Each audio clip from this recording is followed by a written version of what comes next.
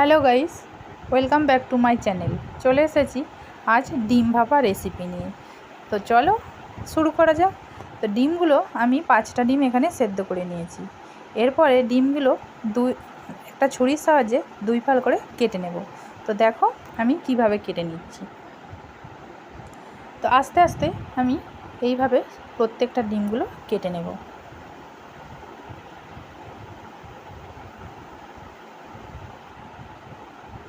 তো আমারগুলো একটু ভেঙে ভেঙে যাচ্ছিলো, তোমরা চেষ্টা করবে ভালোভাবে একটু কেটে নেওয়ার, তাহলে ভালো হবে আর কি।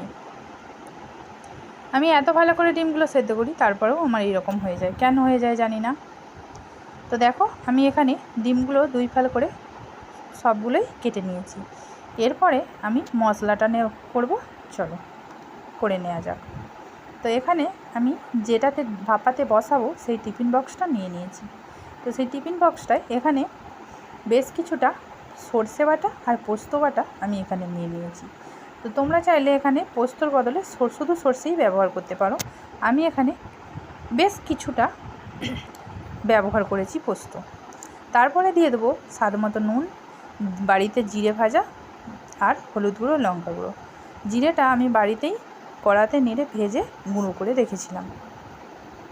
তোমরা চাইলে বাজার থেকে কিনে নিয়ে এসো জিরেটা প্যাকেট নিয়ে এসে মেশাতে পারো। আর দিয়ে দিয়েছি 2টো কাঁচা লঙ্কা। এরপরে আমি এখানে সর্ষের তেল ব্যবহার করছি। তো অবশ্যই তোমরা সবাই জানো যে ভাপাতে সর্ষের তেল ছাড়া হয় না। তো এখানে আমি সর্ষের তেলটা ইমামির ব্যবহার করেছি, তোমরা চাইলে যে কোনো ব্র্যান্ডেরই নিতে পারো। তো ভালো করে দেখো আমি এটা মশলা আর তেল একসাথে ভালো করে মিক্স করে নিচ্ছি। ভালো করে চামচের সাহায্যে আমি মিক্স করে নিলাম, এতে যাতে করে নুনটা ভালো করে মিক্স হয়ে যায়। তো দেখো আমার মিক্স করা হয়ে গেছে।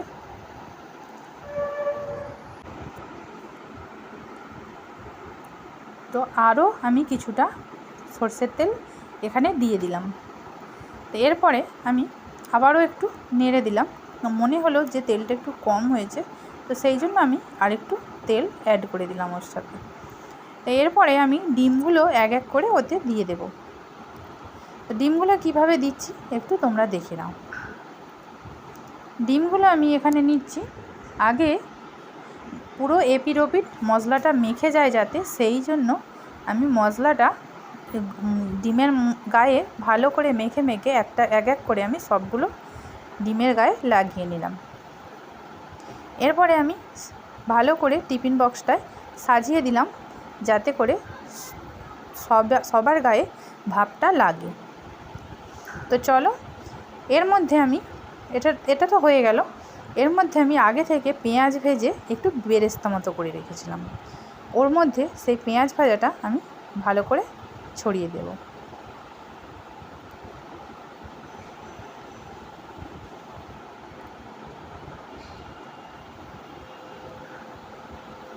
তো দেখো আমি ছড়িয়ে দিয়েছি। এবার এর মধ্যে আমি আবারও সর্ষের তেল অ্যাড করব। দেখতে শুধু কত সুন্দর হয়েছে এটা দেখো। আর হ্যাঁ, অবশ্যই একটু গরম মশলা দেওয়ার চেষ্টা করবে, কারণ আমরা গরম মশলা খেতে ভীষণই পছন্দ করি যে কোনো জিনিসে। তো সেই জন্য গরম মশলা আমি এখানে সানরাইজের গরম মশলা গুঁড়ো ব্যবহার করেছি। তোমরা চাইলে বাড়িতে যে গরম মশলা ভেজে গুঁড়ো করা থাকে সেটাও ব্যবহার করতে পারো। তো আমি দিয়ে দিয়েছি গরম মশলার গুঁড়ো, আর দিয়ে দিলাম সর্ষের তেল আবারও ওপর থেকে কিছুটা ছড়িয়ে। তো মনে হলো যে একটু যেন কম হয়েছে, তো আবার আমি একটা চামচের সাহায্যে তেল কিছুটা তুলে নিয়ে আমি চারি সাইডগুলো দিয়ে দেব। তো দেখো এই যে চামচের সাইড দিয়ে আমি আবারও একটু বেশ কিছুটা নিয়ে চারি সাইডটা ঘুরিয়ে দিয়ে দিলাম। এরপরে চলো আমি এটাকে দমে বসাবো। তো চলো টিফিনের ঢাকনাটা আমি দিয়ে দিলাম। তো দেখো আমি এখানে ইন্ডাকশানের মধ্যে একটা কড়াই বসিয়ে দিয়েছি, কড়াইয়ের মধ্যে বেশ কিছুটা জলও দিয়ে দিয়েছি। এরপরে আমি আস্তে আস্তে ওই টিফিন বক্সটা ওর মধ্যে বসিয়ে দিলাম। এমনভাবে জলটা দিতে হবে যেন ফুটে উঠলে ওই টিফিন বক্সের ঢাকনা দিয়ে ভেতরে না যায়, সেই পরিমাণে তোমরা জলটা অবশ্যই দেবে। দেখো কিভাবে ফুটছে, আমি একটু আস্তে করে দিয়েছি, কেমন সুন্দর ফুটছে দেখো। তো চলো, আমার তো ওটা রেডি হয়ে গেছে। এরপরে আমি ঢাকনা খুলে তোমাদেরকে দেখাবো।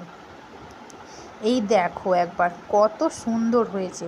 তো আমি তোমাদেরকে বলে বোঝাতে পারবো না, যখন আমি ঢাকনাটা খুলি এত সুন্দর ওর একটা স্মেল বেরিয়েছে। তো দেখো, আমি উল্টে তোমাদেরকে একটা চামচের সাহায্যে একটু দেখিয়ে দিই সামনে থেকে। তো দেখো কত সুন্দর হয়েছে। তো ভিডিওটা ভালো লেগে থাকলে অবশ্যই শেয়ার করো আর একটা লাইক করো। আর যদি ভিডিওটা তুমি ফেসবুক থেকে দেখে থাকো অবশ্যই ফলো করো, আর যদি ইউটিউবে দেখে থাকো অবশ্যই সাবস্ক্রাইব করো। আজ এখানেই